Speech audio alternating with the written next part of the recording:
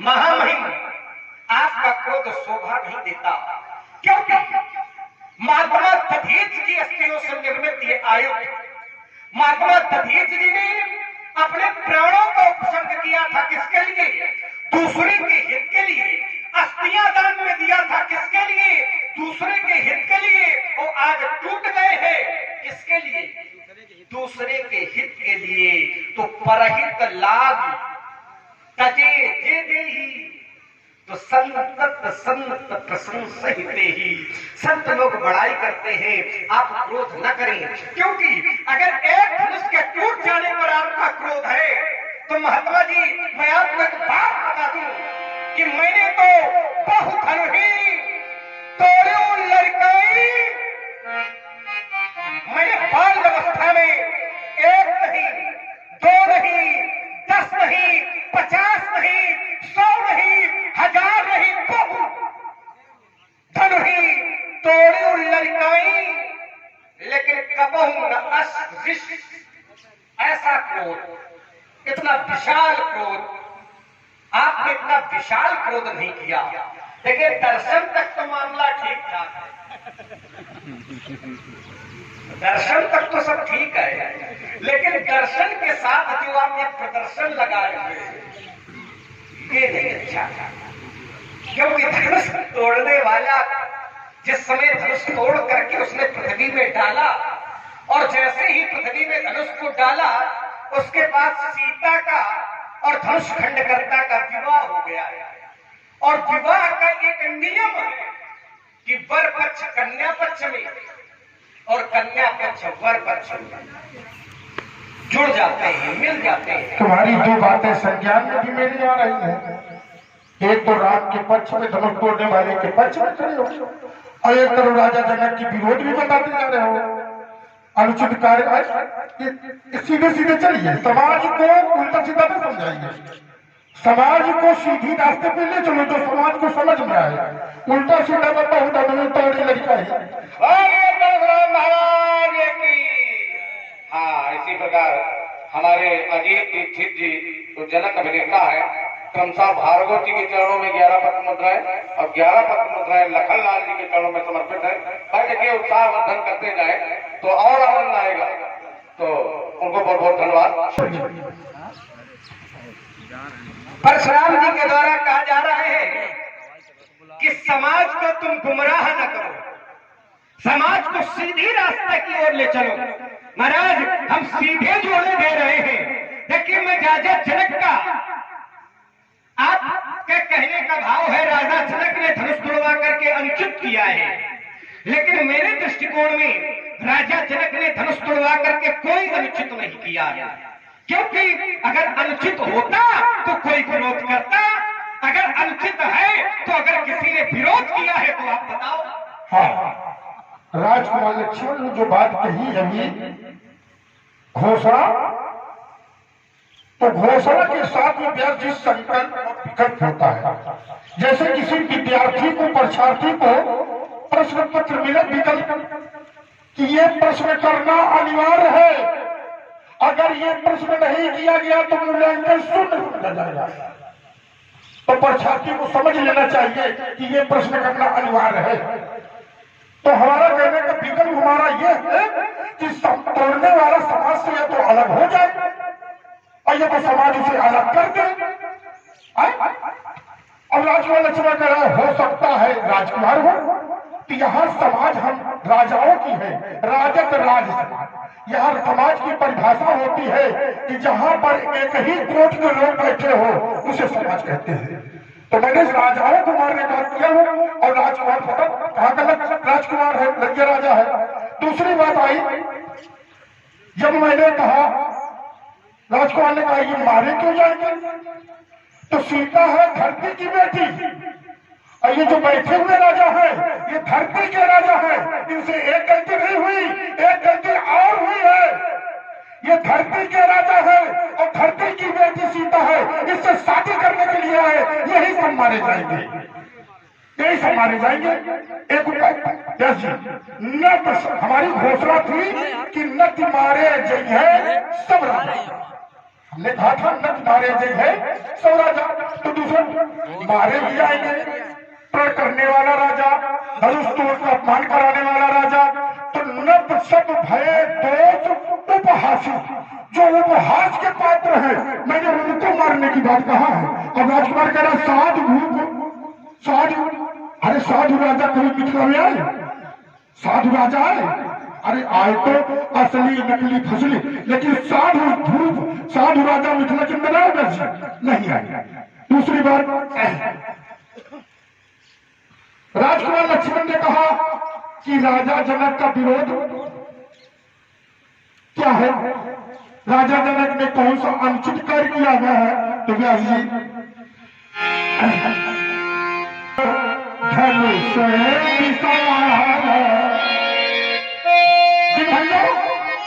बिना तोड़ कि बिने भंजो भव धनुष विशाला अमुख पुरमाला। जिसकी शादी हो गई थी सीता, राजकुमार लक्ष्मण, वो भी नहीं चाह रही थी शादी, धनुष टूटे कि यहाँ हट ठानी, तब भी नहीं चाह रही थी कि मेरा पिता जबरदस्ती करा कि यहाँ हट ठानी और झट नहीं कछुना नहानी। राजा जनक ने कहा जो भी कार्य मैं करूंगा, करो विचार करो हट देही, जो भी मैं काम करूंगा जबरदस्ती करूंगा। तो आज के जमाने में व्यास जी है कि बिना विचारे जो करे, विचारे जो करे तो पाछे पछताए। अरे काम हो ऐसा नहीं हो रहा, वही हो रहा था कि जनक को कहना पड़ा कि भूप सहस दस एक ही बारा और लगे उठान तरही। आए राजा महाराजा धनुष को हिला नहीं पाए, तो राजा जनक को वहां लक्ष्मण का भी दोष है। वहां राजा जनक ने जो कहा कि अब जग तो माथे हटमानी मही मैं जानी अतजहू आस निज निज ग्रह जाहू और लिखो नदी पैदे पिवाहू। तो आप समुद्र में बैठे थे, राम बैठे थे, तो लक्ष्मण की ओर यमा बना माथे लखने उतले भई भव है अतो तुम्हारे अनुसार सन पाऊं तो तन दुखी ब्रह्मांड उठाऊं। बोलिए राजकुमार। आप सभी लोग सुन रहे हैं सुंदर लक्ष्मण परशुराम संवाद, जैसे प्रभावित में हमारे मुन्नू चाचा पधारा निवासी हैं। आपने 11 मैंने कहा था अगर किसी ने राजा जनक के प्रण का विरोध किया हो तो बताना। तो पंडित जी ने बढ़िया सुनाया कि बिन भंजो शिव धनुष विशाला और मेरी अमुख सीर माला। लेकिन महाराज अगर ऐसा होता तो विवाद की स्थिति उत्पन्न हो जाती। अगर ऐसा होता भी, राजा जनक केवल ये करता कि सीता से अमुख व्यक्ति के गले में जयमाला डलवा देता और प्रतियोगिता न रखी जाती, क्योंकि यहाँ जितने भी नृपाल जो गति विमुख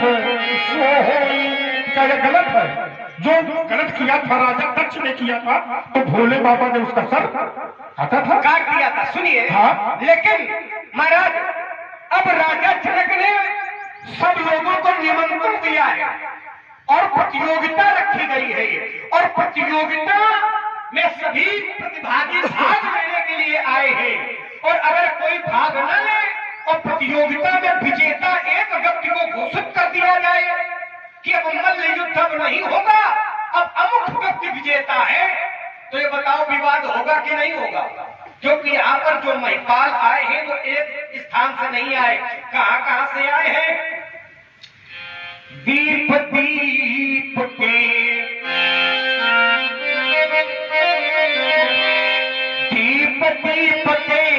ये भूपति नाना आए सुन जो हम ठाना।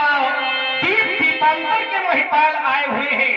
आपने कहा था कि सीता कह रही थी कि मेरे पिताजी लाभ हानि नहीं जानते हैं। बेटी कह रही है कि मेरे पिताजी लाभ हानि नहीं जानते, और पिता चिल्ला चिल्ला के कह रहा है क्या कि कहा हो ये लाभ न भावा। बेटी कह रही है कि मेरे पिताजी लाभ हानि नहीं जानते, और पिता चिल्ला चिल्ला के कह रहा था क्या कि कहा हो ये लाभ न भावा। और कौन संग करे ये चाप चढ़ावा, लहा चढ़ावा तोड़ भाई, और दिल भर भूमि न सके वो छुड़ाई।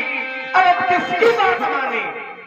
पिता कह रहा है कि मेरा लाभ किसी को अच्छा नहीं लग रहा, और बिटिया कह रही है कि पिताजी लाभ हानि नहीं जानते। और पिता चिल्ला चिल्ला के कह रहा है कि मेरा लाभ अच्छा नहीं लगता, और बिटिया कह रही है कि पिताजी लाभ हानि नहीं जानते। किसकी माने? भाई बेटी तो छोटी है, लेकिन पिता तो कह रहा है कि मेरा लाभ किसी को अच्छा नहीं लगा। तो महाराज ये बात भी आपकी कट गई कि राजा जनक लाभ हानि नहीं जानते थे। राजा जनक लाभ हानि भी जानते थे। देखिए महाराज, जो महिपाल बैठे हुए हैं, ये साधु, आपने कहा ये साधु नहीं है। मैंने इन सब साधुओं को मारने के लिए नहीं कहा। आपने तो जो घोषणा की है, आपने घोषणा में यही कहा है कि नर मारे जंघे सब राजा। अब राजा में तो सब हो गए, सब राजा, क्योंकि ये राज समाज है। नत मारे जंघे सब राजा। आपने ये थोड़ो कहा है कि साधु नहीं मारे जाएंगे। व्यास जी, अगर किसी कक्षा में एक बेटा अगर कलम चुरा ले तो टीचर क्या कहेगा? यही तो कहेगा अध्यापक कि या तो चोरी करने वाला अलग हो जाए, और नहीं अलग हुआ तो सब मारेगी। यह दिलवाने की बात है।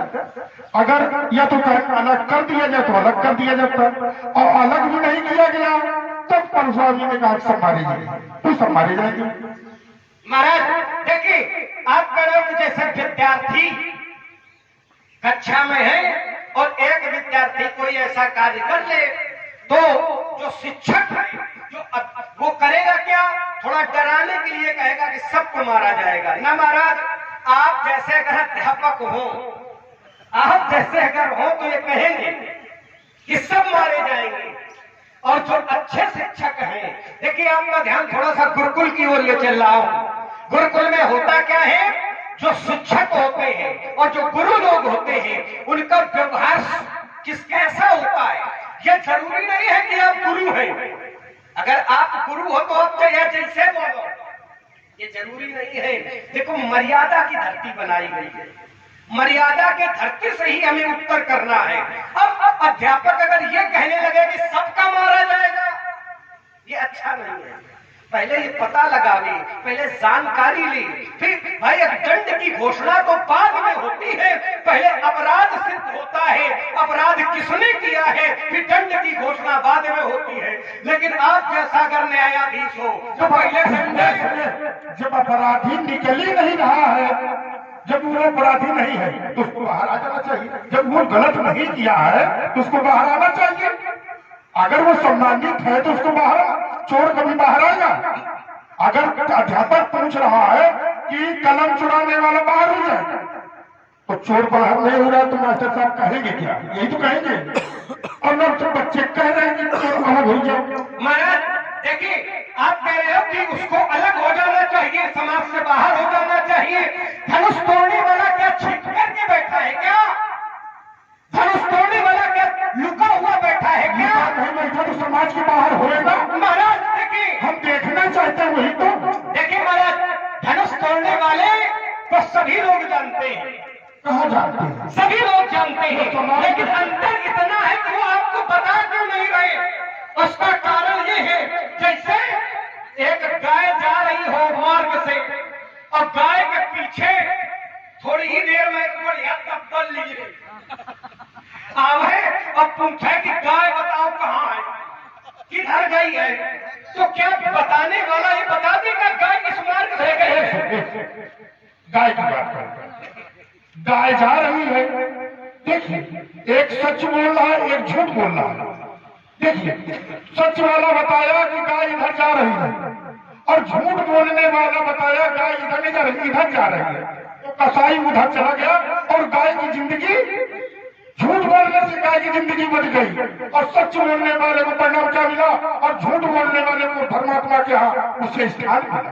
तो कहीं कहीं झूठ बोलने वाले को भी स्थान मिला। वही तो हम कह रहे हैं कि कई स्थान ऐसे होते हैं जहाँ पर मना करने पर भी वो कार्य करना पड़ता है। जैसा सेवा में, अगर आपके पिताजी आपसे कहें आप सेवा कर रहे हो और पिताजी आपको आदेश दे कि पैर कौवा न ज्यादा हो, नहीं, अब पुत्र मान नहीं रहा, सेवा में लगा है, चाप रहा है चरण पिता की, और पिताजी बार बार कह रहे हैं कि बउआ न जाओ, आराम करो जाके, तो क्या पुत्र को दोष लगेगा? और मैं हिंसैल हूँ, मैं हिंसैल हूँ, किंतु ढलता नहीं हूँ।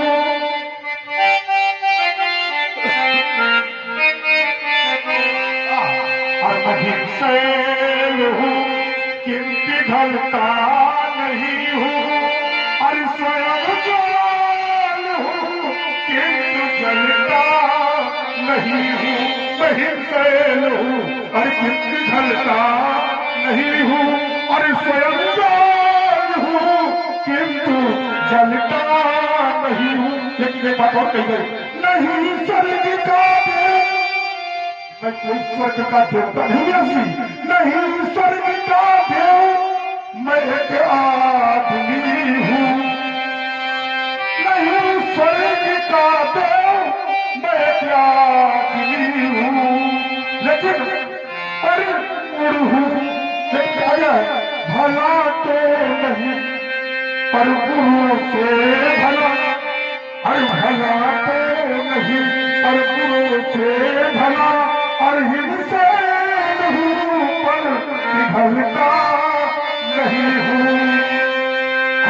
मैं हिंसैल हूँ क्योंकि पिघलता नहीं हूँ। और स्वयं जल हूँ किंतु जलता नहीं हूँ।